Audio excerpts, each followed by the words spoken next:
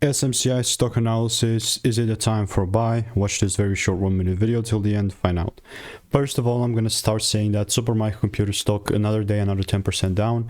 I've done 29,000 videos, most videos document than anyone else in this space, with the most proof as well. I've had also so many receipts here with SMCI. Let's just do this here. So many receipts in the Discord, but generally speaking, it's still not yet that buy that I want to see. It's a proper demand zone and that's all good, but unless the price really shows me that shift, just randomly buying would just obviously make me no goddamn sense. So if I come out here and there is no double break, I'm generally looking to take things up, you know. So how I'm gonna make this is as such.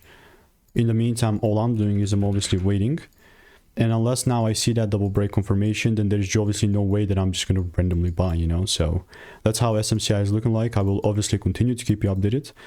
Beforehand, I had like this little short sale prediction, this long side view as well. So I'll continue to keep you updated. And if you want to make more money trading in a simple, lean way, click the first link in the description. It's free newsletter. If you also want to stay tuned about SMCI, check it out. It's free.